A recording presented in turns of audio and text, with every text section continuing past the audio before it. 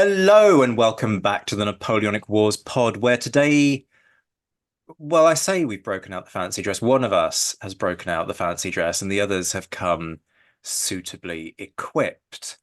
Equipped might be an overly generous term, perhaps not intellectually equipped, but in terms of Christmas festive spirit and all of that fun stuff. Two of my guests have made the effort, and the Grinch here hasn't really bothered. So we are back for another installment of the Battle of the Marshals. In this episode, Bernadotte, Victor, Suchet, and Murat will go head to head in one of the oddest duels and one of the most bad-tempered groupings of marshals that I think you could ever hope to achieve. If you stuck the four of them in a bar, I'm going to gamble on the fact that not all of them are making it out alive.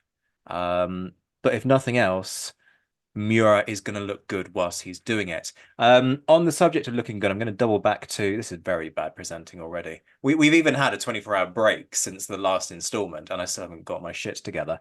When it comes to looking suitably Murat-esque, Josh Proven isn't sporting ostrich feathers, I must say, but has pulled out the stylish cravat. The waistcoat remains, but the cravat has replaced the bow tie, which is a very elegant solution to the fact that you didn't want to tie that wretched bow tie for a second time. How are you doing, Josh? Good to see you.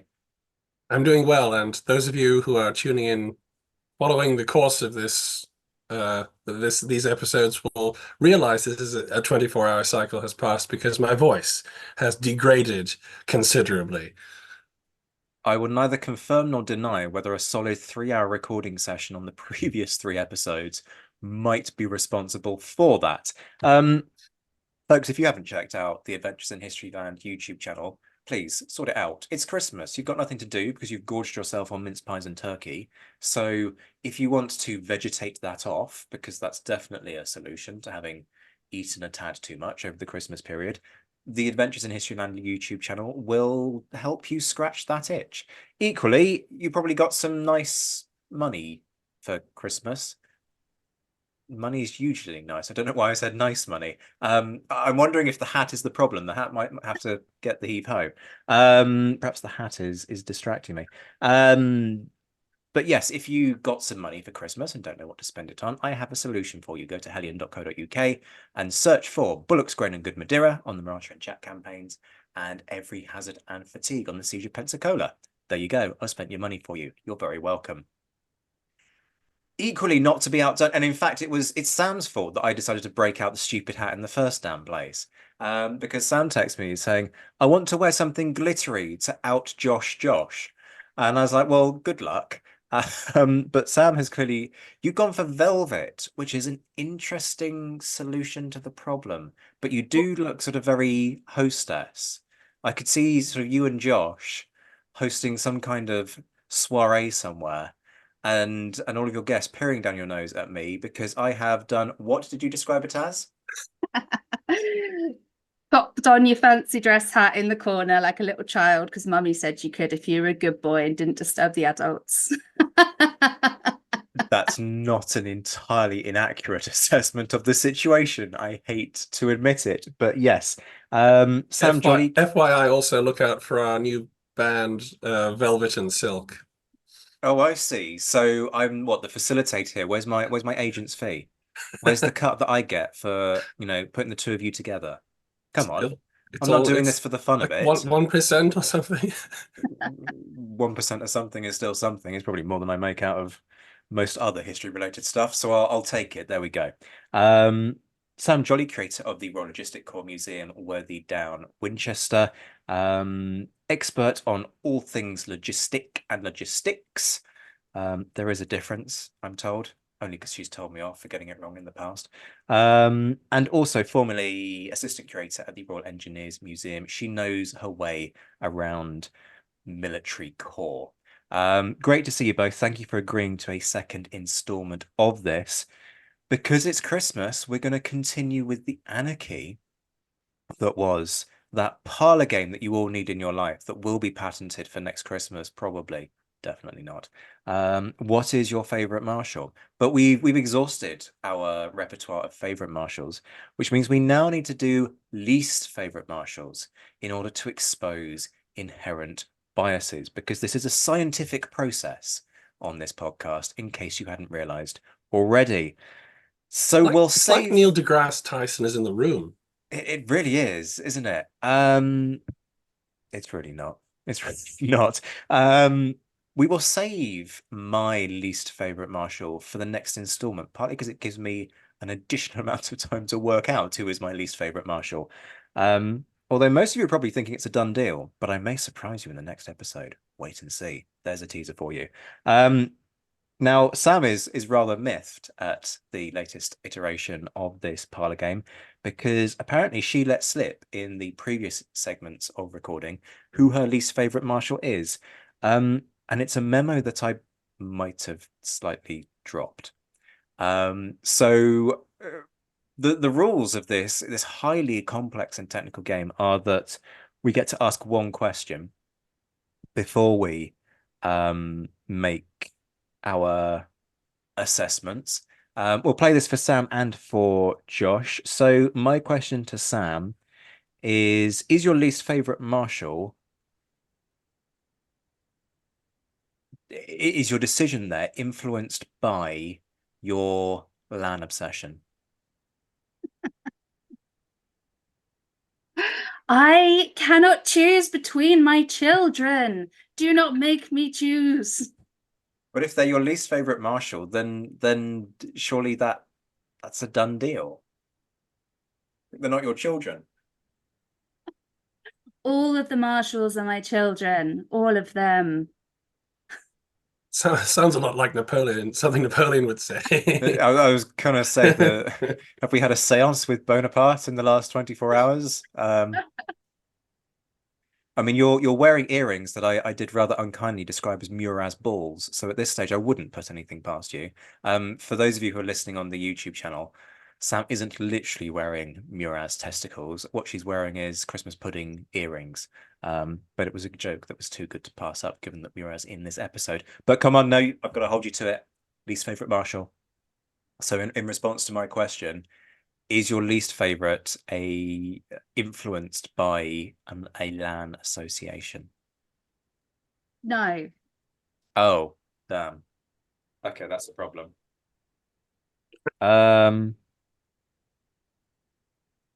Okay, I am at this point stumped.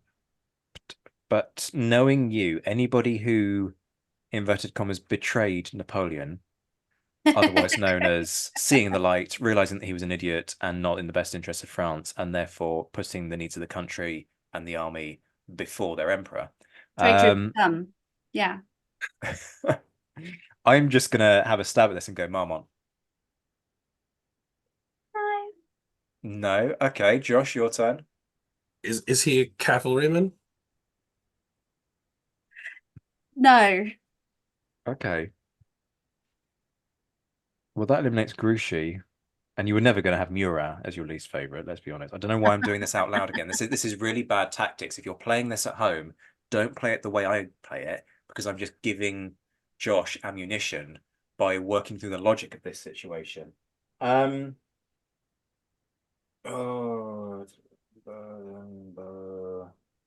This is difficult. I have difficulties choosing a least favorite marshal because I'm fairly apathetic about disliking people, and Oh, this is obvious. Of course, this is obvious. It's Bernadotte. Yes, but remember, I said this is like choosing between my favorite children. So when you say least favorite marshal, you're thinking someone you actually hate. When I'm saying least favorite marshal, I'm like, oh well, of my children, he has, probably not done the most favorable things in my eyes as the others. Like I don't hate him. I definitely don't hate him. I just don't love him as much as the others. And obviously the fact that he was your favorite last time instantly makes me want to hate him because I'm the most vexing person in your life. Mm-hmm. It has been known. It has been known. I do love you. I'm just not in love with you. I love you, just not like I love Lan. That's the subtext here. Exactly. And I also don't think Bernadotte would be too bothered by that. And also, I will add, I did nearly name my cat Bernadotte. So that proves that I don't hate him. Yeah, but instead you went for Joseph, who's the lame brother. No, it's Joseph after Josephine. Well, yes, because you misgendered your cat initially. That's a whole other conversation. It's Josh's turn at this point. Sam, I'll let you go first with the questions. Is he traitorous scum? I doubt any more so than the others. Oh damn no, that's a dodge. I'm gonna put my foot down as the independent adjudicator. Oh, come on. That's a dodge. That's a They were swerve. all traitors at some point.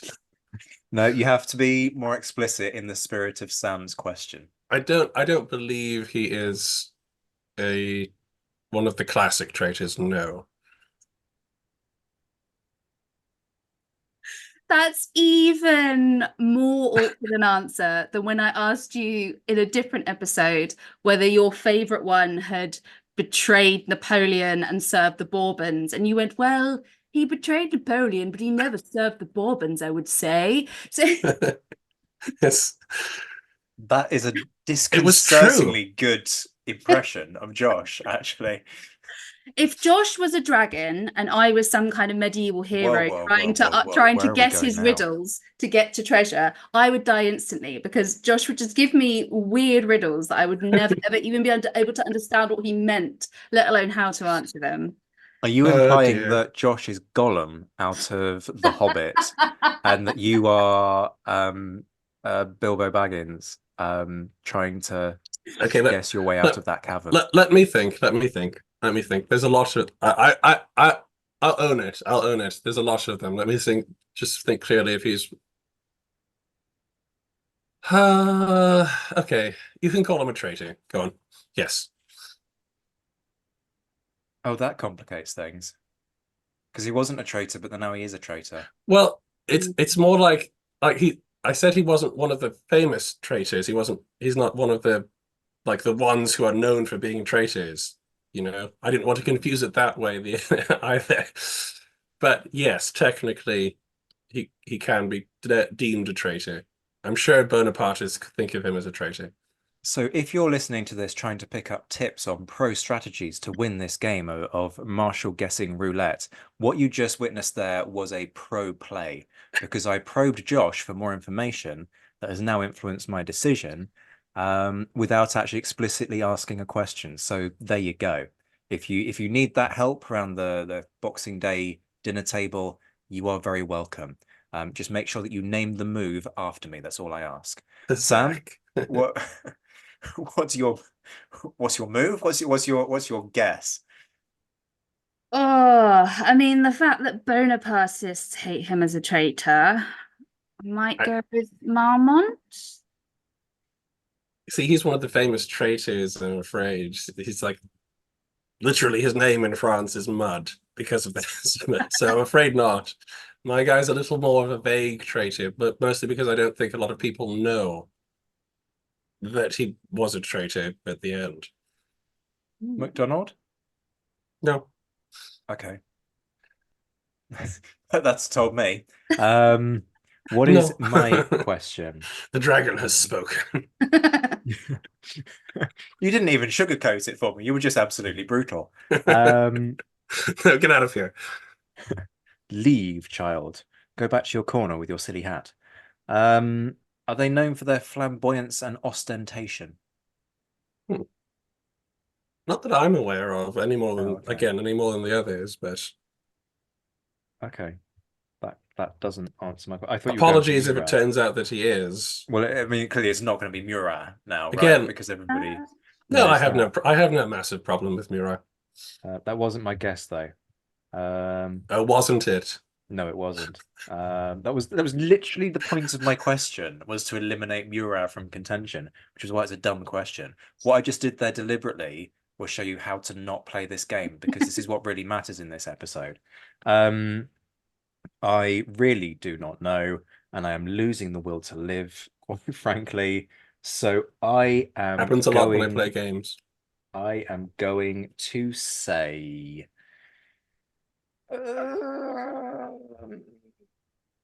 Jourdan.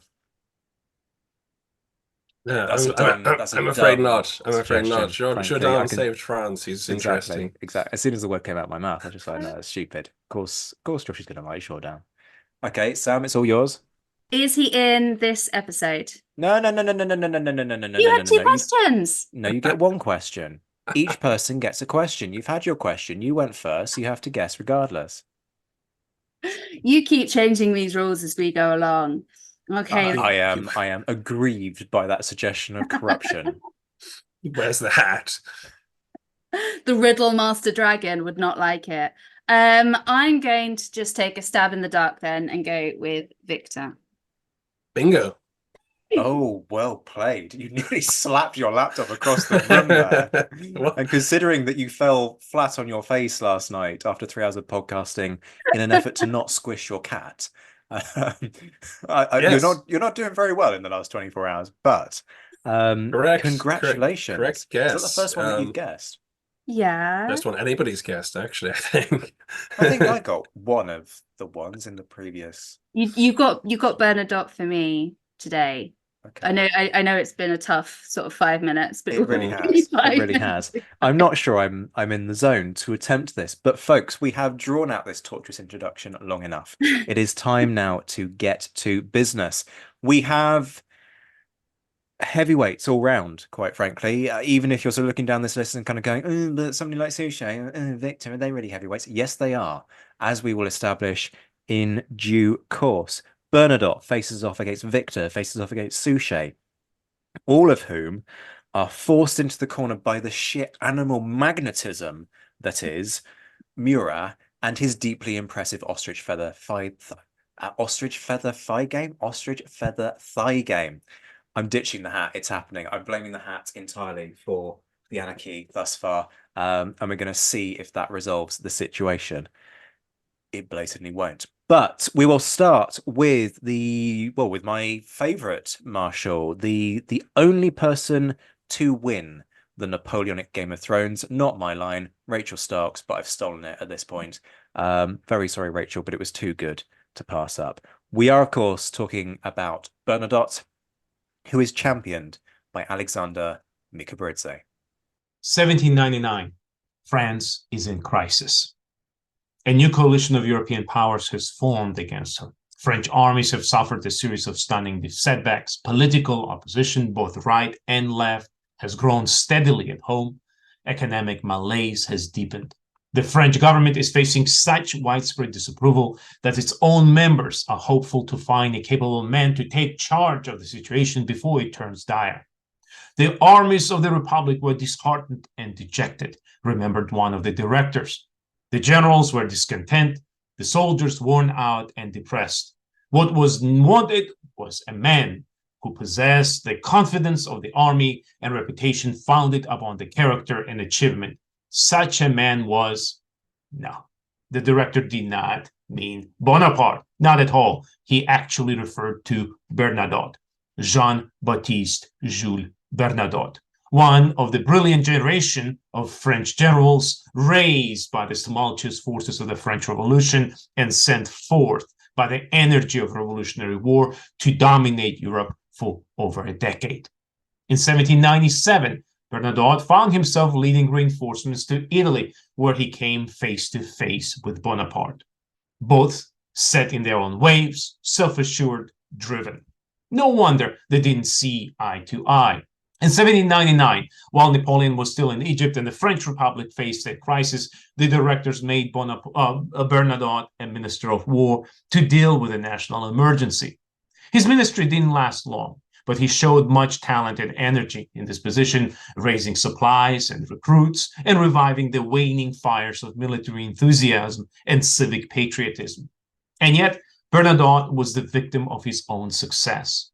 Just a month after his appointment, Emmanuel Sieyès, the director and the key architect of what would be Napoleon's famous 18th Brumaire, complained that the war minister had become too successful, too popular. There were, remembered Chateaubriand, only 4 men capable of barring Bonaparte's path to power: namely Barras, Sieyès, Moreau, and Bernadotte. Bonaparte outsmarted the first three of them, but Bernadotte resisted him, despite the close connection he had to the Bonaparte family and in spite of Napoleon's repeated offers. "If you wish to be one of my friends," he told Bernadotte, "you will be very welcome." "Ha. Good friendship is possible," replied Bernadotte, "but you will always be the most imperious of masters." And this sentence is the key to understanding Bernadotte's entire life. He felt little disposed to become a pliant instrument of Napoleon's ambition. He did serve him and handsomely benefited from it, but always remained clear-eyed about who he was dealing with. Of all the marshals, Bernadotte was least inclined to yield to Napoleon that servile deference that the emperor so strictly exacted in later years. As Marshal of Empire, Bernadotte led the left wing of the Grand Army in 1805, 1807, the vanguard in 1806. His performance at Austerlitz, Halle, Lübeck, Ratkov are praiseworthy indeed. While much has been made of his alleged failure to support Davout at Auerstadt in October 1806, a close reading of Napoleon's orders and examination of terrain shows that such criticism is unwarranted. Bernadotte himself had a good reason for complaining that Napoleon purposefully entrusted him the command of foreign rather than French troops. Bavarians in 1805, Poles in 1807, Dutch and Spaniards in 1808, Poles and Saxons in 1809. Was this reflection of the emperor's concern for a man who had a knack for winning hearts and minds? Whenever invested with independent command, Bernadotte gained distinction and success.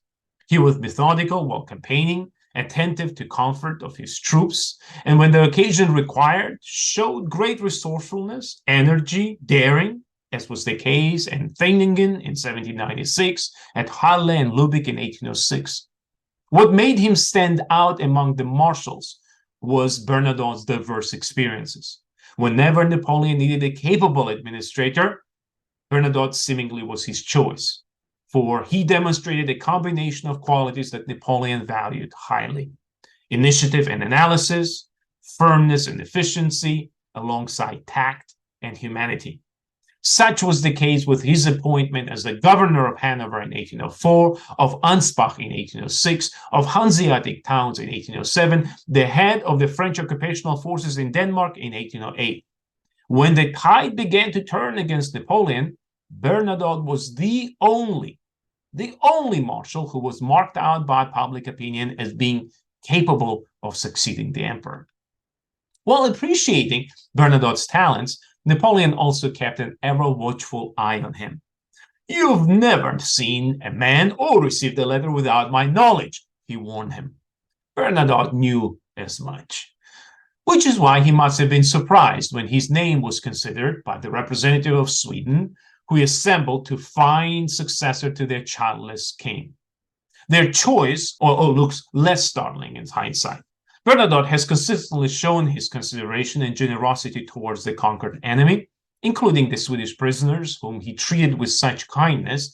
Just 4 years later, Napoleon was the former emperor, while Bernadotte was a victorious ruler of Sweden, Norway, and the founder of a dynasty that still reigns in Sweden.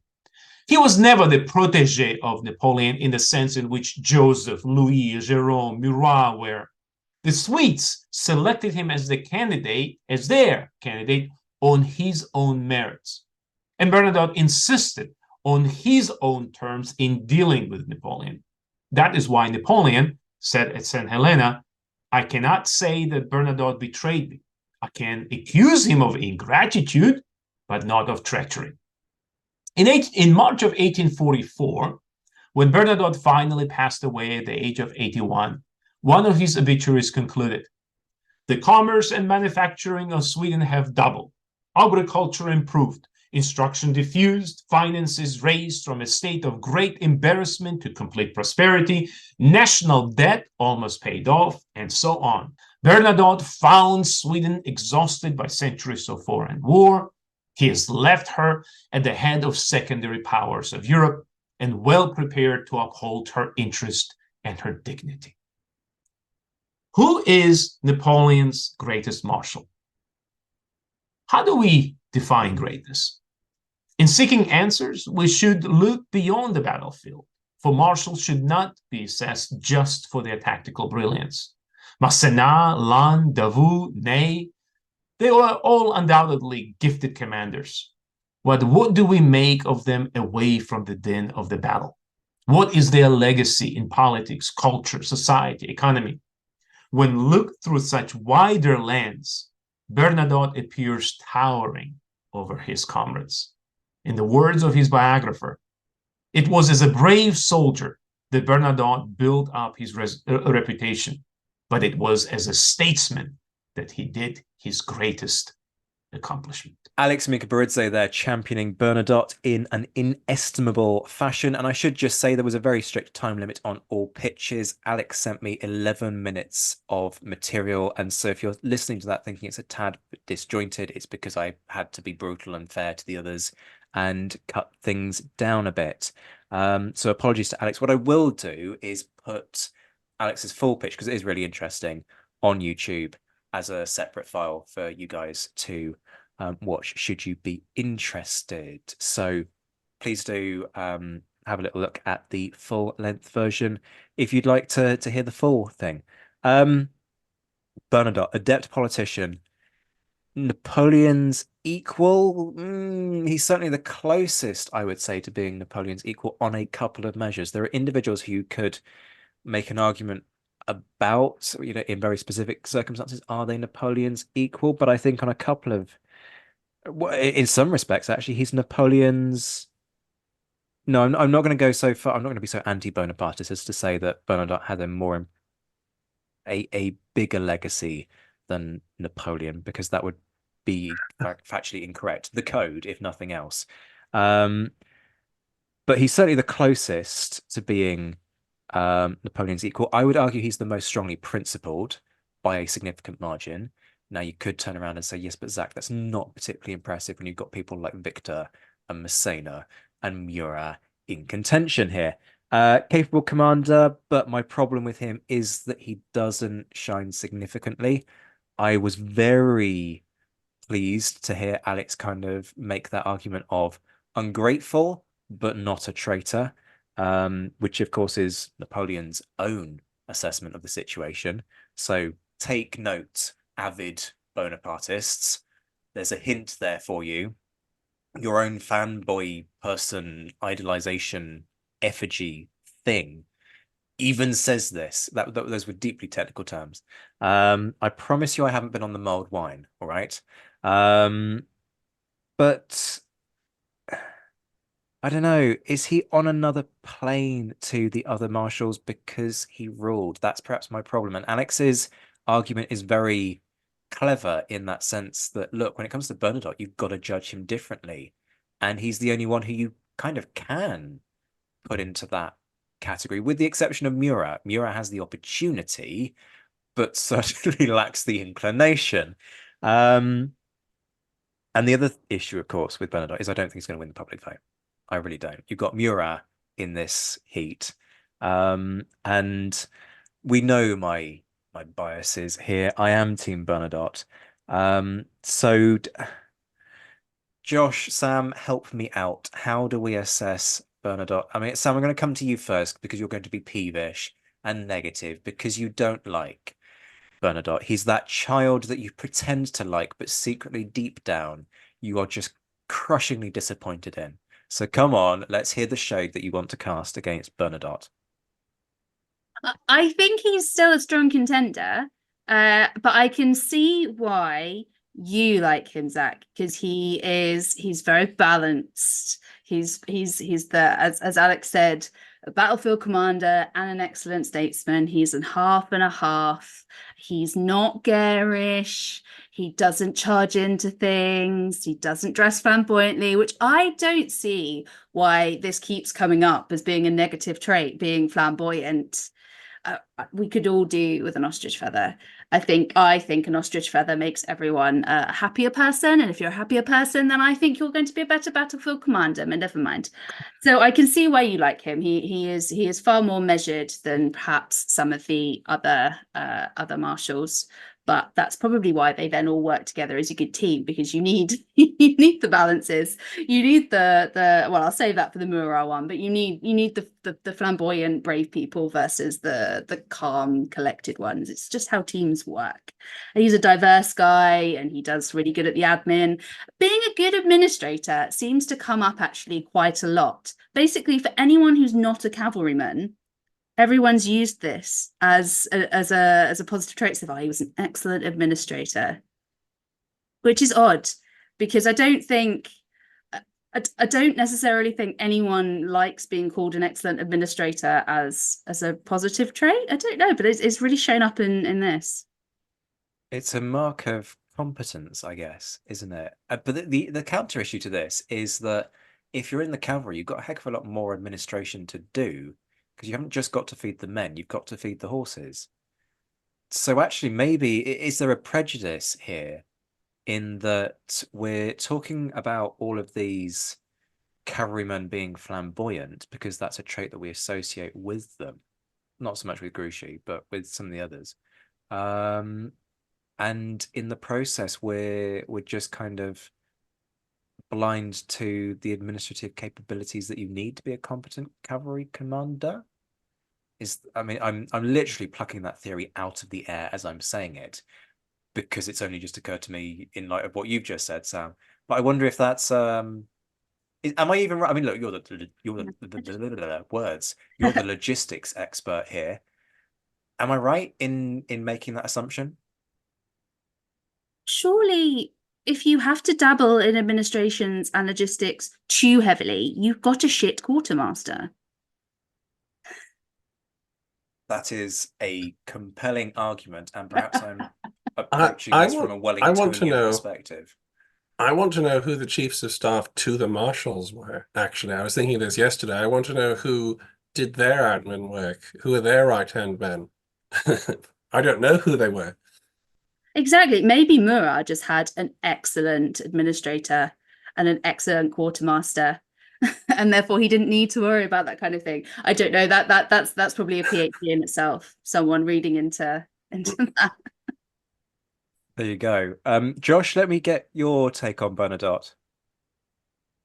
I think that first of all, that Alex made a very, very strong case. I didn't actually expect him to be able to make such a good case for Bernadotte. Not because I don't respect Alex, but because, to be fair, he's quite a difficult one to say. Be careful what you say there, because Alex is like the Don of Napoleonic history. Oh no, I have the highest respect for Alex. It's more that Bernadotte is a difficult guy to say as to pitch as Napoleon's greatest marshal. You know, mostly because he has such a terrible reputation popularly, because he switched sides. However, I think Alex has made a very valid point. He was one of Napoleon's marshals, and how are we actually evaluating greatness? Is it a sort of a milieu? Is it a sort of a ethereal thing? Or is it literally based on what you achieved? And if it's the second, then he does rank very highly, because that shows what the marshalate could do. Under different circumstances, I don't think Bernadotte would have been a massive problem to Napoleon at all. He would have been, he's a Frenchman who is in charge of Sweden. That's a good thing. You know, if 1813 and 14 hadn't happened, then Bernadotte is probably in your corner. It just so happens that he decided that Napoleon is continuing to fight, and it's not in the best interest of Sweden to get pulled down with him. So that's how that occurred. So I think there's a lot of case to reevaluate Bernadotte, and based on the argument, I think there's a case to put him fairly high. Yeah, I particularly liked Alex's point early on that in the early days, is it Bonaparte or is it Bernadotte? And actually, it's Bernadotte. And this is one of those fascinating what ifs that we are not going to get into, of what if No. Bernadotte is the one who curries favor. You mentioned when we were talking about Jourdan, about Brumaire. Yeah. And as far as CA was concerned, and to some extent Barras, Bernadotte was one of 3 contenders for the military consul, essentially. Indeed. And how different history would have been. I'm not going to labour this because we know my biases on this one, and it would be unfair to devote more time to this than others. But a huge thank you to Alex. Lots of people to think about there. We haven't really touched on military capacity, but I think we've used up our time discussing Bernadotte. So think on, folks. Remember that you get your chance to have your say when it comes to the public vote. We can just say, think of the Trachtenberg plan, and we can move on. There you go. Google is your friend, folks, if you're not sure what he's referring to there. Next up, we are talking about Victor, who I believe is Rachel Stark's least favourite Marshal. I may have got that wrong. I don't know why Rachel has now been dragged into this Marshal roulette. Fantasia. Is it even a Fantasia? I don't even know. The removal of the hat has made no difference to my competence in the course of this podcast. But Chris Kimbell makes the case for, frankly, the most inveterate of looters, Marshal Victor. Victor's a pretty enigmatic figure among the Marshals, and there's not a huge amount written about him, especially in English. Napoleon himself only had one thing to say of Victor while on St. Helena, and even that was something of a backhanded compliment, namely that the Marshal was better than one might suppose, before going on to praise his efforts at the Berezina. So why do his talents as a general tend to get overlooked? One unfortunate feature of Victor's early career was that several of his most defining moments occurred during battles which Napoleon likewise regarded as among his finest. First at Marengo, where he commanded a pretty stunning delaying action over the course of 4 hours that saw his 2 divisions slow and weaken the surprise assault of a far larger Austrian force. And second at Friedland, where, from his supporting role to Ney's main attack, he sensed the opportunity for a decisive assault that shattered the Russian defence. He thus excelled himself, as Arnold has described it, in battles which Napoleon refused to share with others. One could extend this also to battles in which Victor's decisiveness helped to secure glory for other marshals, as was the case at Montebello, from which Lannes' ducal title was derived. Victor, meanwhile, was saddled with being the Duke of Belluno, or Beautiful Moon, a punning reference to an early nickname, Beau Soleil, and allegedly a joke at the expense of his rather plump legs. All this is despite the not insignificant credit of receiving his marshal's baton in direct response to his feats on the battlefield, the only such appointment that Napoleon made between the original 18 of 1804 and the 3 of 1809. Looking beyond the battlefield for a moment, another major factor in Victor's reputation is, I'd argue, the wider perception of his political activities during the Bourbon Restoration. His vote in favour of Ney's execution in particular, followed by his role in leading one of 2 commissions tasked with investigating the conduct of officers who served under Napoleon in 1815, have left quite the stain on his record.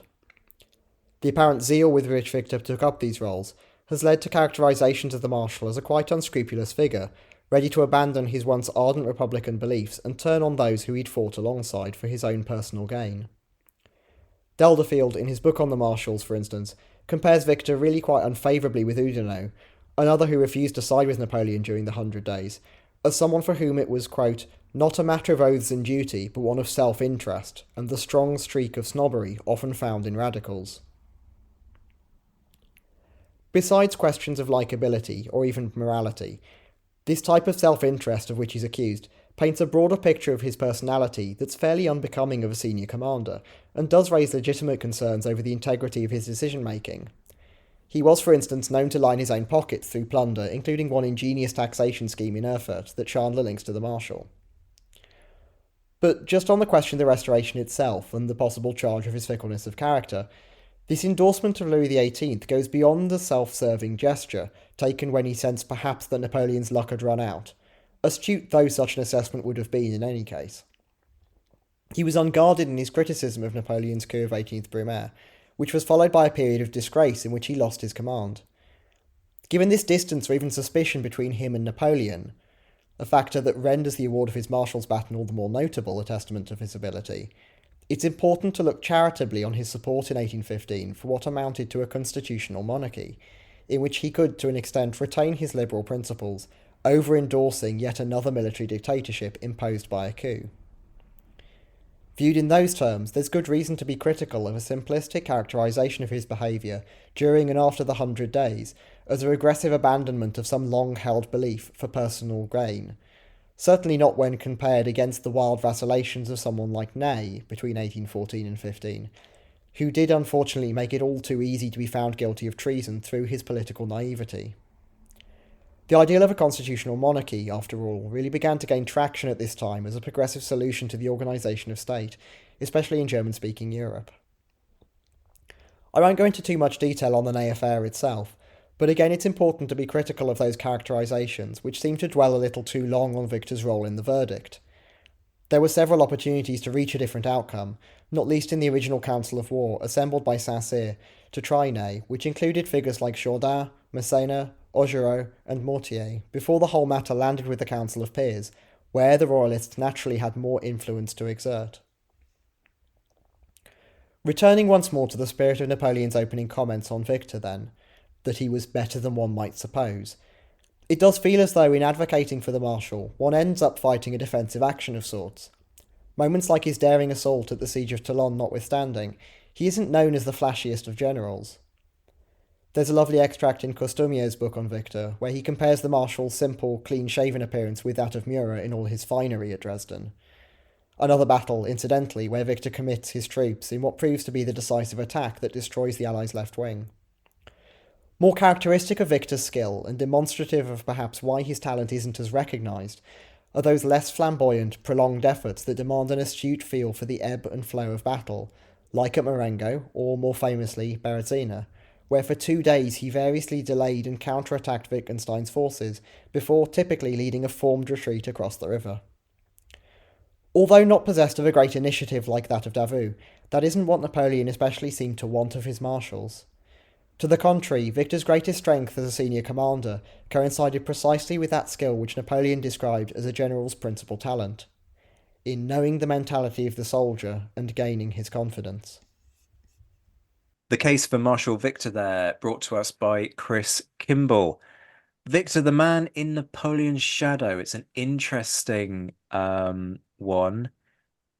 I think what I was struck by with this was that it was also true of Davout, that he excelled on occasions where Napoleon wanted to take the limelight, i.e. Jena Auerstadt. You know, Napoleon's the one who writes up Jena as these twin battles, and he's the one who does the lion's share of things, even though it's not, and it's only with the passage of time that people go, hang on a minute, have we looked at what Davout managed to do here? So I was kind of not entirely sold on that. I do think it's a challenge, and we all know that Napoleon did love to take certain elements and rewrite them to a way that suited him. So it is a fair point to make. There's the Spain problem, of course there is. Talavera, that's a mess. That is a mess. I mean, sure, people will go, oh, but the night attack came very close. Yes, it did.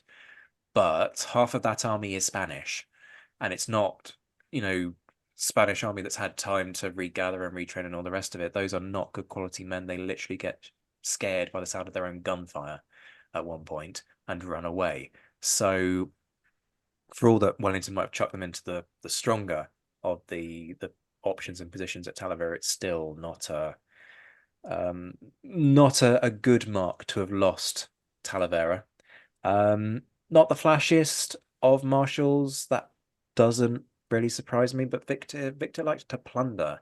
At least I think I've got that right. I think it's Victor who likes to plunder. I'm getting sort of a slight bob from Josh, which reassures me ever so slightly. So I'm unsure on this one. I haven't worked out my ranking for Victor. Some of the others I can be more confident on, and I've got more that I can kind of shout and scream about. But with Victor, I'm a bit kind of in the weeds. I'm not quite sure how I feel. Josh, help me out. Guide me out of this quagmire. The problem with Victor is that he's a solid middle to low tier marshal, but doesn't have the reputation of a lot of the others. He's fairly kind of opaque and is correct as the pitch says. This possibly is to do with the fact he's mostly under the command of Napoleon wherever he is, and wherever he isn't, again, Talavera, he's technically in command, but also the king is there. But the king is there, Joseph is there as well. And, records show that wherever Joseph is, the general in command of the army isn't able to do a great deal. I thought it was a valiant effort to try and boost him up the ladder. I'm just not sure if, as we go on, and in light of some of the other generals we're talking about here, he's going to end up in the top 5, we'll say. I think that's a fair assessment. Also, folks, do bear in mind that there are 2 wild cards to be chosen out of this, so there will be a final 7. I did half consider going for a 3rd wild card, but I think we will reserve judgment. He isn't. I mean, Victor is interesting because he's one of the marshals who swaps sides and then stays with Louis. He goes to Ghent with McDonald's and stuff. And I find those guys rather interesting, but again, it's a black mark against him in terms of his loyalty, and it comes back to the greatest marshal of France or greatest of Napoleon's marshals. How is the greatness being measured here? This is part of the problem. Perhaps the parameters of this exercise weren't clearly enough defined. We have noticed a few other flaws in the way in which the imbecile at the helm of the Napoleonic Wars podcast has put all of this together. Sam, let me get your thoughts on Victor. It's another one where I don't think we've ever had a conversation about the guy, so I'm not really sure where you stand on him. Mm-hmm. Well, I think you'll be very unsurprised to hear that obviously I am always mad that he didn't side with Napoleon, but I'm even madder that he voted in favour of Ney's execution. That's for yes. me, yeah, for me, any military achievements, any military prowess, the fact that he's Minister of War later in life, all of that personally gets swept under the rug because he voted for Ney's execution, and that might not stand with other people because I am 100% willing to say I'm putting an emotional stamp on this, and it's because of one of my other favorite marshals that I don't like this one. So I'm the voice of emotion and anarchy in this. Josh seems to be the one of the calm intellect, and I come in going, no, my favorites are my favorites, and then flip the table for the others. So that's my view on Victor. I think there's a good point. Good point about Ney. But there are 2 ways of thinking about that. For somebody who has stuck with their subsequent pledge to the Bourbon monarchy, you can see why somebody like Ney doing what Ney did actually quite offends Victor's sense of. We should do a retrial of Ney episode. That would be fascinating. Because then we could get into all of this. We could get into, is the death penalty actually something that is valid, or should he just have been exiled or something like that? What we could get into this. So Yeah, Josh has basically planned future content either for the Adventures in Historyland channel or for this podcast. We're not quite sure. We shall reconvene anon, one way or another, on that one. Sam, I cut you off. That's all right, but the other side of the argument obviously is from someone who has a completely different viewpoint to me.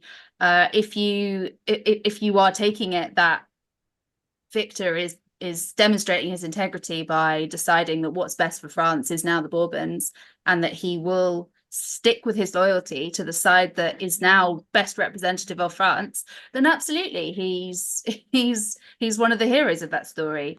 I'm on the other side of it, so he's not. But I understand I'm in the minority here, really, for most people.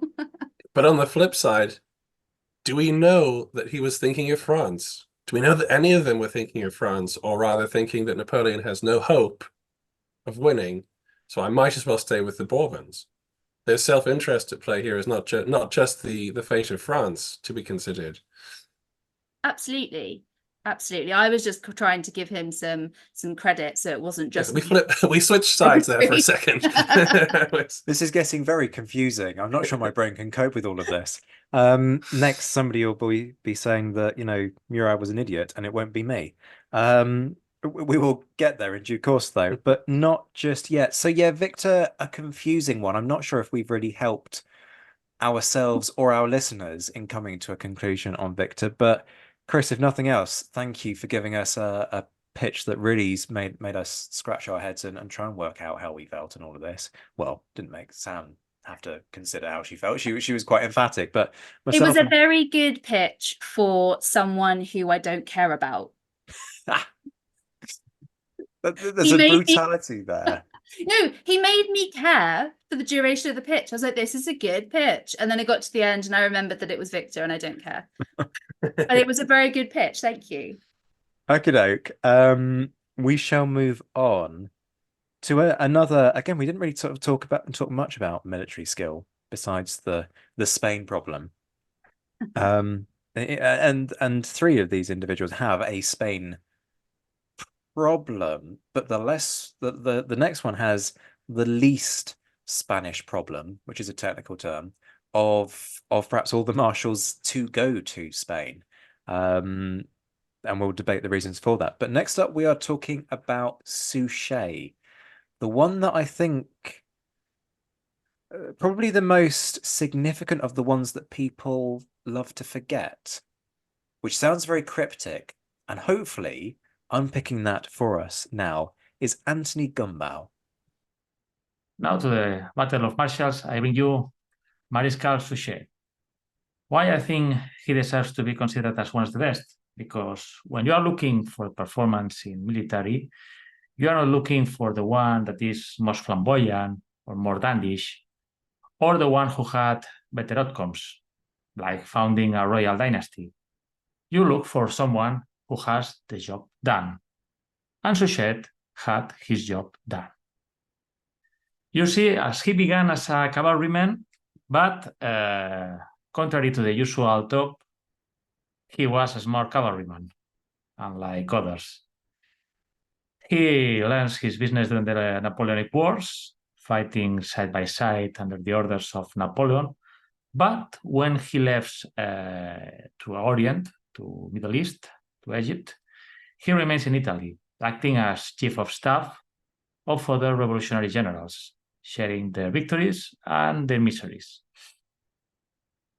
Later on 1800, he has an independent command in the Valley of the Bar, a battle not as known as Marengo or Hohenlinden, but with inferior forces, he was able to tackle an Austrian force that was a quite large one.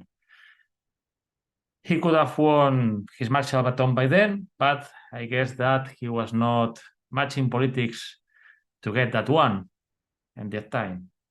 But well, he had a chance to be there in other battles. Austerlitz, Jena. He is not the first name that comes to our mind when we think about those battles, but Suchet plays a role. He is a cog in the Napoleonic war machine. And as such, a needed cog, without whom probably the machine would have worked differently. Then comes his finest hour. He goes to Spain in 1808, and he will take the Third Corps that has suffered a lot in Zaragoza, a force lacking discipline and lacking forces, so demoralized, but he, after some time handling it, he makes the Third Corps a fighting force, which is very important. He's good in field battles, Maria, Belchite, and he's also good in sieges. Not much important or so famous matter in Napoleonic battles, but he's able to take different places. Lerida, he also takes Sagunto, like another old great general did, Hannibal the Great, the Carthaginian one. And he will earn his martial baton after taking Tarragona. A siege, a very difficult siege, because as Napoleon learned in Acre, it's very difficult to besiege a city with a port, especially when you are not in command of the sea. But Suchet was able to take it, and he earned his baton. He earned it in Spain, the only one who did it, and winning this award in a place that became the graveyard of reputation of many marshals that we will talk later. Another good thing about Suchet is his approach to counterinsurgency, which has been reviewed and analyzed in current times by the French military. He had his left hand with the civilian population, trying to avoid looting and living from the terrain. But he also, when he had to be tough, he was tough, like the time when he shot a drummer who had spread false rumors that led his regiment to panic in front of the whole army. I mean, when he had to be tough, he was tough. We also added, he was a good organizer. His troops were always well provided, and as usual, as the trope sometimes says, amateurs look for tactics and strategy, and professionals care for logistics. And Suchet cared for his logistics of his force. Not much of his work is not much known because his theater of operations, the part of Catalonia, Aragon, and Valencia, is a quite neglected one, I think, in Spain, in English-speaking world, English-speaking literature, although Helion recently has done its good share about our good marshal, Suchet. It is even complicated in French literature. I guess that Spain was where most of the flows of the Napoleonic war machine were shown, so that makes Suchet a competent secondary character, but competent nevertheless. And about English, the English presence in that theater of operations was minimal and with a wide room of improvement. So I guess that that helps that it's not much talked about in English literature. Later on, as the fortunes of the empire started to fade, he led an organized retreat to the Pyrenees that didn't become a route, which I think making a retreat not become a route is the good mark of the good general. So I think that it must be put in value. He served the Bourbons, but later served Napoleon in the 100 days. But as Napoleon blundered it in Waterloo, he was unable to prove his mettle against the Austrians. And well, I would like to finish just saying that if most of times the importance of a general is could be valued by the worth given by his enemies. And Marshal Suchet, when he died, the citizens of Zaragoza, both poor and rich, prayed in the Cathedral of El Pilar in Zaragoza for the rest of his soul. And I think that such compliment coming from an enemy is a worth measure of his pride, worth, and mettle. And I think that's it. Thanks for your time. Best of luck to all the contenders. Thanks again. Have a nice day. Bye. Antoni Gumbau there, making the case for Suchet. This was an interesting one. You know, willing to make the tough decisions. Yes, that is something that you need as a marshal. Does that necessarily make you the greatest marshal? I think a few were willing to make tough decisions, so I'm ambivalent there. Much more successful when it came to counterinsurgency in Spain than most of the others, except perhaps Soult. But Soult, I feel, was much more inclined towards Iron Fist, but I have a feeling there was a bit of an Francisado, that was an attempt at Spanish pronunciation, more Francophile. I have a feeling that the population in the south of Spain was a little bit more Francophile. So that might have helped his case. Please correct me, peeps, if I'm wrong. He's got a decent battlefield record, but he's not famous. And I think there's a trouble for quite a few of these marshals. I know our good friend of the show, Geraint Thatcher, will be saying, yes, but look, what's to say that he couldn't have beaten Wellington? But equally, we have Josh Provan in the room who will turn around and say, yes, but what is there to say that he could have beaten Wellington? It's almost like you and I have had this conversation before, Josh, multiple times. So where am I with Suchet? I think he's top third, perhaps, of the marshals. Do I think he's the greatest? Do I think he eclipses somebody like a Soult, or even perhaps a Massena? No, but does he have that problem that Josh flagged last time of being one of the later marshals? I mean, look, he gets an independent command, so there's that in his favour. Josh, I'm basically starting to sort of steal ideas from you, so I'm going to shut up at this point and hand the baton over to you so that you can actually say something. Well, thank you very much. But you could have continued. I don't mind. It's flattering for to have one's material used. You just put the citation at the bottom. It's all good. Chicago manual.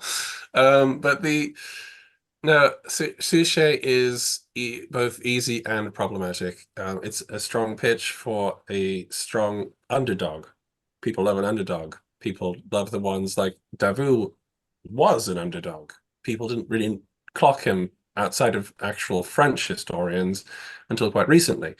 Suchet is somewhat the same. He's the shining star or wannabe shining star of Spain because he's the only guy who gets a baton in Spain. He might be the only one with a Spanish title as a result of it as well.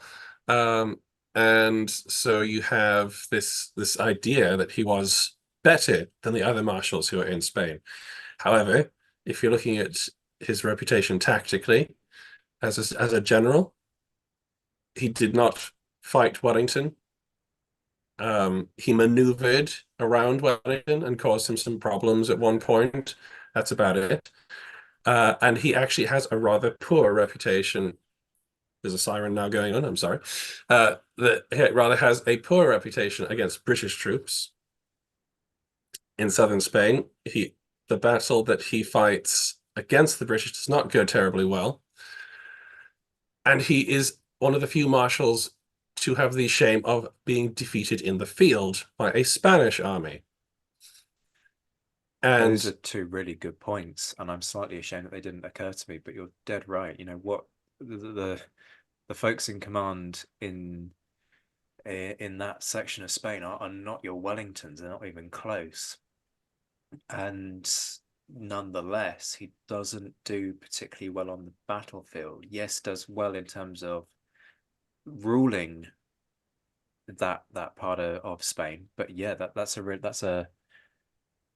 good point to ponder on. These are the kinds of reasons why I brought you guys in to have this conversation.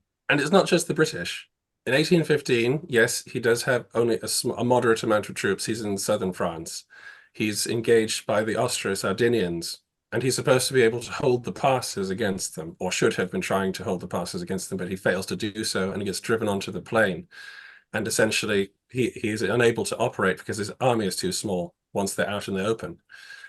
It's not going to go well for him for the rest of that campaign. It ends before he can be actually defeated. He does okay. He's a talented soldier and a good administrator and arguably good governor material, for running a province or something like that. But I'm not sure if we're looking at the heavy hitters here, if Suchet actually has this sort of aura about him that is a little skin deep. It pains me to say this, but Josh has just convinced me to reconsider my provisional rankings. The very compelling case actually made that. I'm sorry, Antoni, because you made a very valiant pitch. Yes, I'm not supposed. Am I supposed to be doing this? Is it? Well, no, this is the point of the conversation, isn't it? Because I did scribble in my notes. Is Suchet the dark horse of this competition? Now I'm not so sure that he is. Actually, Sam, let me get your thoughts. I don't think I have very much to add, to be honest. And Josh made some excellent points there. And then the only other thing I noticed, and some people may argue whether this matters, but he's not really involved in that many big ticket battles. He's like a colonel and stuff in the First Italian campaign. It takes him a while to get where he is. He's pretty like field rank in the First Italian campaign. He's in it, but he's never promoted above the others. Other people get the job before he does, and it's literally because he takes, is it Tarragona or something like that? That he gets the baton. Okay, some really interesting points. Sam, is there a song about Suchet? Because these are the important things to consider alongside other things, right? I haven't written one, no. Okay. Well, think on. Maybe you'll compose something between now and the end of the session, and if so, do let us know. So thank you, Antoni, for that pitch on Suchet. It's given us, these are all giving us a lot to think about, really, aren't they? Which is a credit to the strength of the pitches from all of those who've contributed. And it's worth remembering, folks, that sure, you've got people like Ed Carson and Alex Mikaberidze contributing, but you've also got people who, with the, and this isn't anything against them, these folks aren't historians. They might have done it at university, they might have just picked up a book because they're interested, and every single one of these pitches was quality, really made you stop and think, and was steeped in the history, and didn't just turn around and do what I dreaded might happen, which was that people might just read off a list of what they did in their life. That's not what's happened. We've been forced to sort of pause and think about the merits and the counter merits. So huge kudos to everybody who's taken part, and thank you for returning that kind of leap of faith in terms of, you know, putting this out there to the inverted commas fan base. There isn't much of a fan base for this show. Have you listened to the damn thing? But we're going to come to the final pitch. And actually, I think my assessment on this one might surprise you. Next up, and Sam smiles knowingly, but actually, I might yet shock you. Sam, next up, John Viscardo makes the case for Murat. Hello, everyone. This is John with the Generals and Napoleon podcast. And I'm super thrilled to tell you why I like this Marshal Murat. He is, in my opinion, one of the top 3 marshals in terms of directly affecting Napoleon's career. Yeah, I said it, top 3. His actions, both good and bad, had huge ramifications on the emperor's career. I can think of at least 3 instances where Murat saved Napoleon's bacon, but we'll get to that. Murat was a fearless man, often leading cavalry charges with nothing but a riding crop in his hand. Why a riding crop? Well, his job wasn't to fight one-on-one with other cavalrymen from the enemy army. His job was to lead thousands of men in one direction and plow through the enemy line. Somehow the marshal knew his end wouldn't come on a battlefield. He was also a stylish man, dressing his troopers and retinue and himself in the finest and most flamboyant fashions in Europe. It seems everyone who met him was awestruck by his daring uniforms and outfits. Some made fun of him, including the emperor and his fellow marshals, but he seemed not to care. Once, during a military review in Poland, Murat dressed in such a garish uniform that Napoleon remarked he looked like a circus rider and instructed him to go put on his proper uniform. During his early years, he gained a reputation as a handsome swordsman and was reputed to have been in 6 duels in just 1 year. But it was his role in the 1795 revolt in Paris that he would make his first big impression on the emperor. During the famous 13 Vendémiaire uprising, when a royalist mob tried to overthrow the Directory government, Napoleon was given full command of Paris and was ordered to suppress this revolt. This would be the first instance of Murat saving Napoleon's bacon. Napoleon knew the best way to scatter a mob was with, quote, a whiff of grape shot, end quote. So he sent Murat and his cavalry troopers to fetch the cannons from the artillery park. Murat dashed hell for leather on his horse, grabbed the vital cannon batteries just before the mob got there to do the same. He galloped back with these cannons, and Napoleon set up fields of fire to smash the violent mob. The rest, as they say, is history.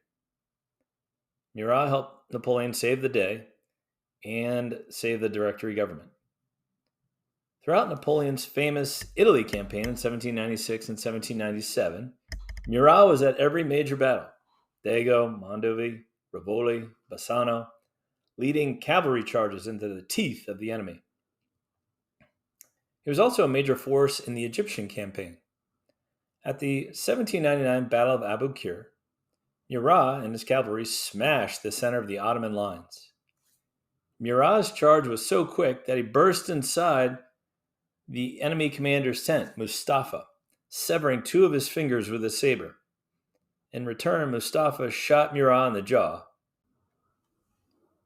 Murat was operated on and resumed his duties the next day.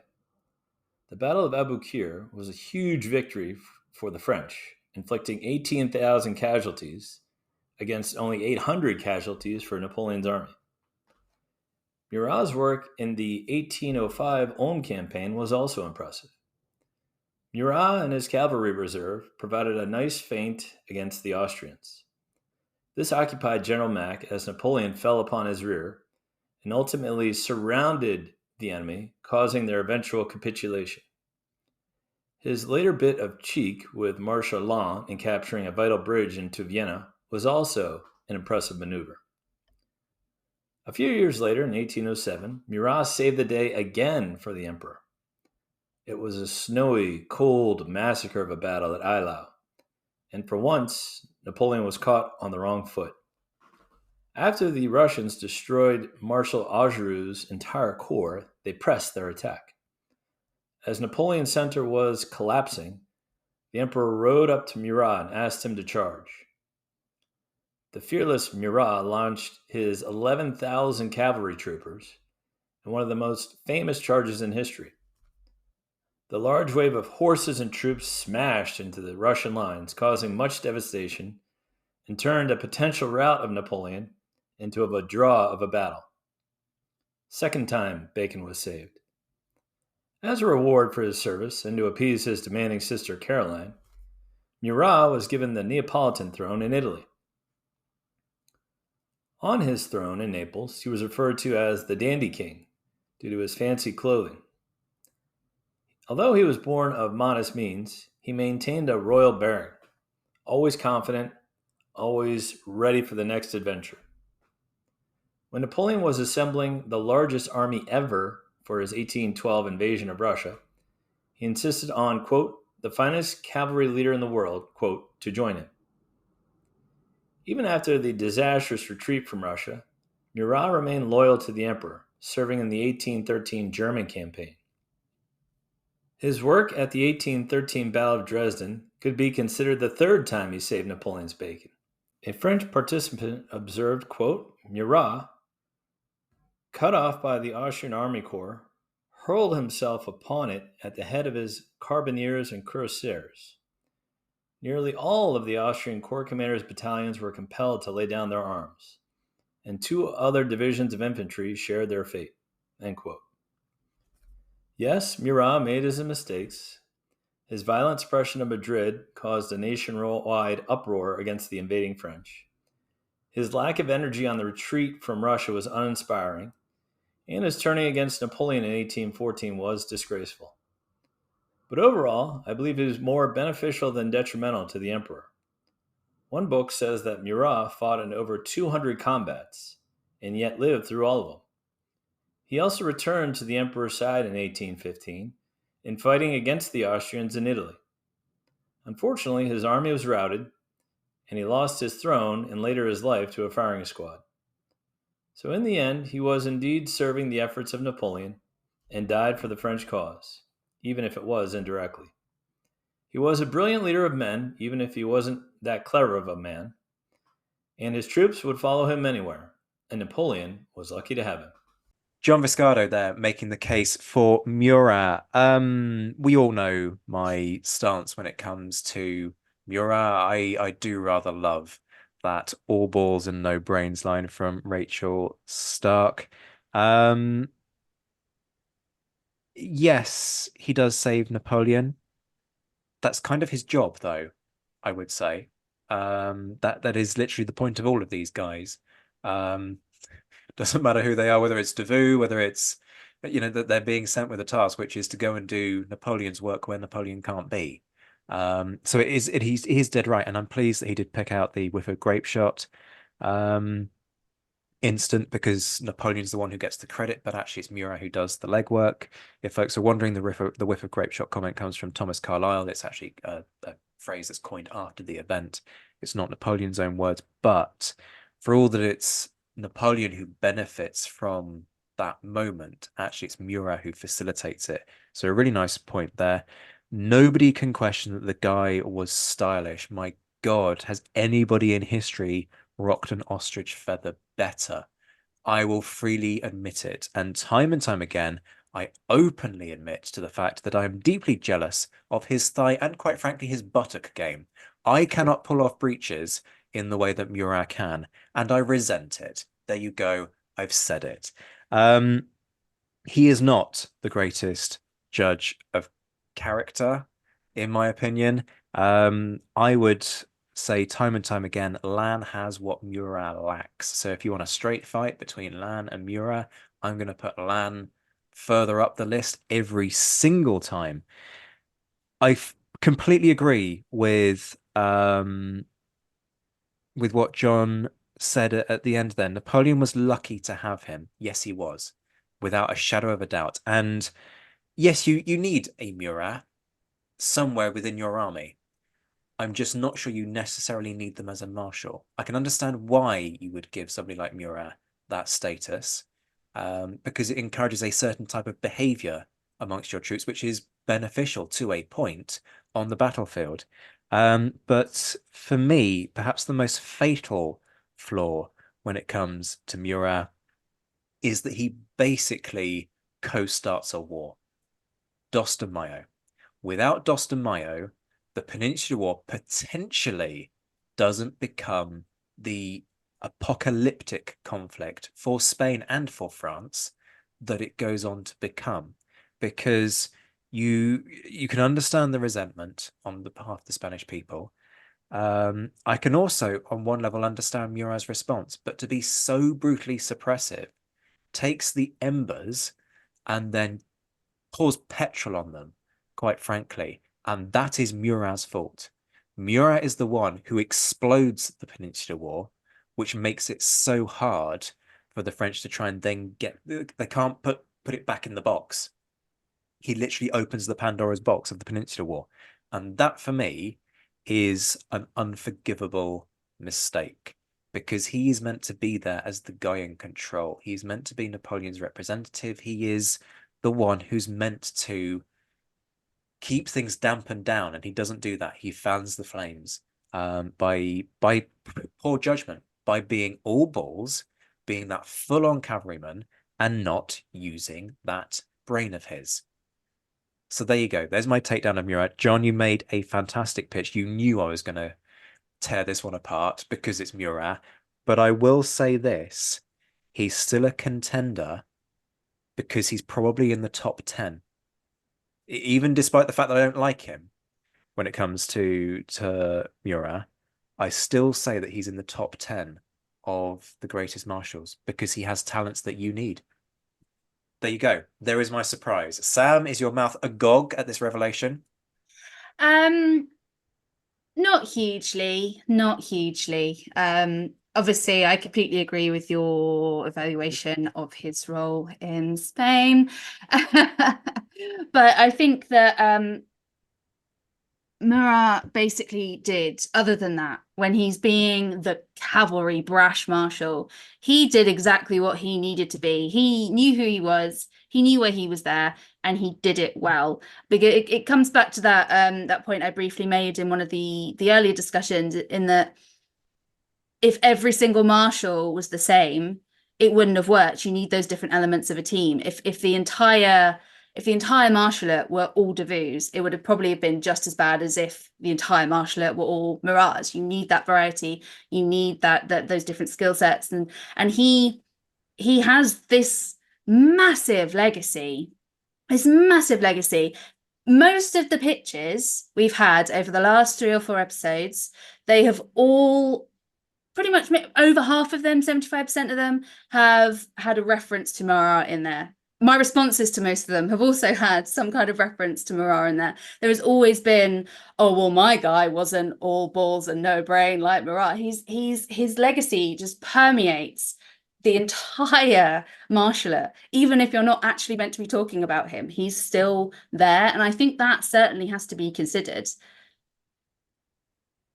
I think my rankings on this are going to surprise people at the end of this episode. Josh, let me get your thoughts. I agree. I think that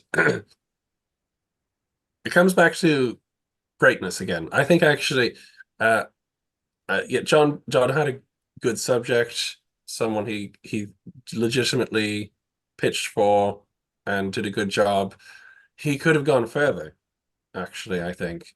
Murat especially is one of those guys, if you look at a sort of a sliding scale, he's like it starts very high and decreases in terms of his effectiveness or like his capability. I'd say it doesn't get better. It sort of peaks at a certain point, peaks at Eylau or something like that, and then drops. But in those early years, he's the guy who the great is in at Brumaire and cleared the room for Napoleon. He was the guy on the spot there. He was in Egypt. He was charging, you want to take on the Mamelukes, you need France's greatest cavalryman, and that's Murat. And is LaSalle objectively a better soldier on horseback? Probably yes. But what is the greatness we're talking about here? And it's sort of like what Sam was saying. He is unquestionably great. Like, in terms of the Marshals, he's probably top 3 in terms of the ones people remember. He is, and is that for cosmetic reasons? Possibly. But it's also because he's one of the few Marshals who, if you don't have him, a lot of stuff changes. If he's not there at Eylau, sure, Bessier needs to be back there with the Imperial Guard, but who else is just going to organize 10,000 cavalrymen and say, right, we're going in, boys? Other cavalry commanders may not have been able to get his men to do that. And he's also in First Italy. He's legitimately capturing regiments of men with like 12 hussars and stuff like that. And so as a soldier, he is actually the real deal. It's also a myth that all cavalrymen are idiots, because you have to have a special sort of horse intelligence when it comes to being the cavalry. You have to be a different type of soldier. You have to have a sort of understanding, just at a base level. Cavalry cannot hold ground; they can only take it. That in itself builds on what cavalrymen need to understand about reserves and timing and cavalry charges and all the stuff that Alan Mallinson very properly says the work of cavalry goes largely unobserved. They're the eyes and ears of the army. They're the pursuit of the enemy. They are doing a lot of stuff. And Murat, he posed for the portraits and stuff, but up to a certain point, he was the real deal.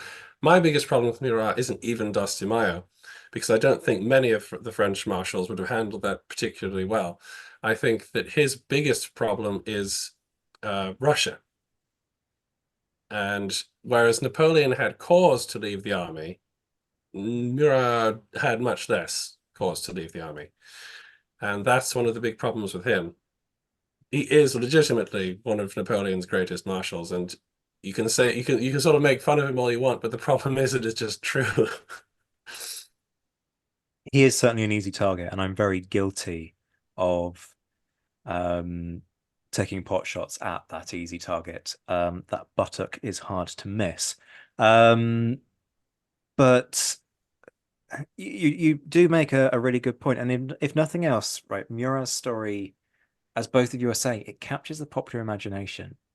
And I do think you have to, because this was my rant about the Ridley Scott film, which no, don't worry, I'm not about to embark on yet again. But Murat is there's a Napoleonic element, a Napoleon-esque element to Murat's story because of that flamboyance and because he was balls without much brains. I stand by that. And people like that. So if nothing else, you've got to give Murat kudos for services to Napoleonic history. He had big ideas as well when he was king of Naples. He's remembered in Italy as one of the first guys who comes up with a unifying idea after Napoleon himself.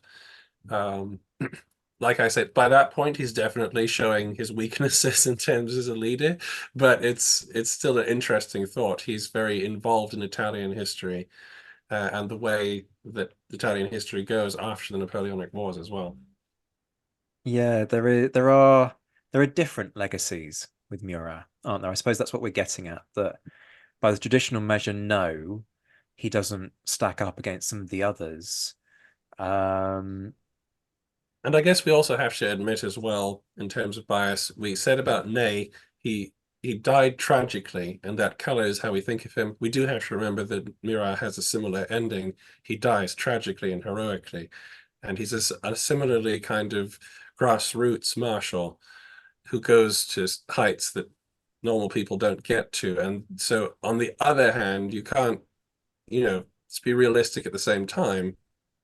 But the problem is he is just legitimately one of Napoleon's greatest marshals. You ask anybody on the street, name 3 marshals, Murat will be one of them. If they know who Napoleon was, which Well, sadly that helps after the Ridley too, but- Scott film, I'm not sure they will. But we mustn't make this about Ridley Scott. John, genuinely, because you will be listening to this, thank you for that. A more mellow assessment from me than I think perhaps people were expecting. And the shocks will keep on coming when it comes to the next thing that we need to do, which is to rank these people. Now, I have the casting vote here. I've scribbled down my assessment already, which I'll reveal in due course. Josh, we're going to come to you first. What's your ranking? I'm basing this on, to some extent, purely on what the pitches, whether the pitches persuaded me or not. And I think that it's Bernadotte, Murat, Suchet, and Victor Interesting. in this heat. Okay. Sam smiles knowingly in Mine's response to exactly that. the same. Exactly the same in the exact order. Bernadotte, Murat, Suchet, Victor. Do you know what? The only point that I disagree with you two on, Oh dear. but I'm outvoted, so I have to. This is the first time this has happened. I cannot be the voice of reason because you two are the voice of reason. That is tragically democracy. I can see why Bonaparte didn't like it now. But I went Bernadotte as number 1, Murat as number 2. So yes, I agree with you in terms of those relative stakes. I then put Victor as 3, but Suchet as 4, and that was a change in my thinking as a result of what Josh was saying. So it's Josh's fault that I changed my mind. Otherwise, we would have been in unanimous agreement. But there you go. That is the ruling of the judging panel. So Bernadotte gets 5 points, Murat 4. Murat would not be happy about coming second to Bernadotte. I'm quite enjoying that concept. Don't make me change my mind. I did this because I was trying to think logically and because Alex convinced me. Don't make me change my mind with your shade. No, I betrayed Murat for him. But your favorite, you owe me. Okay, that's me told. Clearly we know who's behind the drinks after this. So yes, Bernadotte 5, Murat 4. Suchet 3 and Victor 2 points. But folks, remember that is only part of the story because the public vote is now open, except that you don't have to pay to vote like you do when it comes to I'm a Celebrity. Although apparently you can vote for free via the app. I really should have worked on an app. I haven't got the time to work on an app. to hell with that. That was a dumb idea. Don't make me go down that rabbit hole, people. But folks, if you're watching on YouTube, all you need to do is type the name of your favorite marshal in the comments, which is inevitably going to lead to many, many comments in my notifications where people just go at me, which I did not think through. But you have the opportunity to do that if you're watching this on YouTube. If you are listening to this podcast on Spotify or Anchor, you will have the facility to just scroll down. There are questions beneath, or there's a voting tool beneath the episode itself. So you can log your vote that way, and I'll be able to pick that up. Or you can head over to Twitter, where there will be a public poll. The winner of the public poll gets 4 points, the second place 3 points, and so on down the remainder of the list. But there might be issues with the mathematics as a result of all of that, and frankly, I should have worked this out better. But we won't go there. You can listen to my mini breakdown on those issues in another episode. Massive thank you once again to those who put in pictures for this heat. Alex Mikaberidze making the case for Bernadotte, Chris Kimbell for Victor, Antoni Gumbau for Suchet, and John Viscardo for Murat. Big thanks again to my judges, Sam Jolly, creator of the Royal Logistic Corps Museum at Worthy Down at Winchester, and Josh Proven, master of the Adventures in Historyland YouTube channel and author of Bullock's Grain and Good Madeira and Every Hazard and Fatigue. We will be back for the final heat very soon. Folks, if you've enjoyed this show, please do me a favor. Head over to Apple Podcasts or Spotify and leave a 5-star review. If you're not a regular listener, remember to hit that subscribe button so you can find your way back. All of those things are incredibly powerful in helping this show to reach a wider audience. Much love, as ever, to all my Patreon supporters. Shout outs to my Mentioned in Dispatches patrons, Rob Griffith, Brendan Teeling, Beatrice de Graaf, Lynn Dawson, Jamie Kingston, Lucy Tatner, Jim Deary, Josh Keeney, Colin Fieldhouse, Stephen Coulson, Jim Getz, Stephen Gillen, Hugh Brennan, Alistair Campbell-Grieve, Andy Meakin, Mark Anscombe, Rob Coughlin, Bruins Girl, Noah Fink, Mark Trowbridge, Miles Reedy, Nick Overland, Graham Goodwin, Chris Pramas, Antoni Gumbau, Anonymous American, Martin Pisani, James Fluick, Natasha Hobday, Rod Schwager, Chris Kimball, Gary Dennis, David Graylick, Ted Andrews, David Milinski, Richard Anderson, Arthur Forgy, Sam Moore, Wyatt Pollock, Carol Dixon-Smith, Roland Shark, Giovanni, Jean-Baptiste Merlon, and Darla Vincent.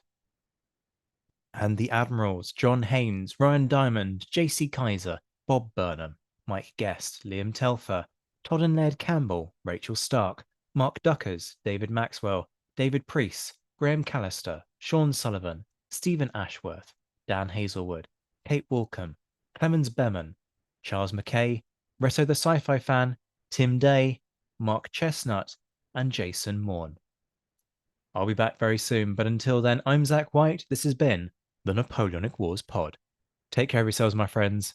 Stay well, stay safe, and as always, thank you for listening.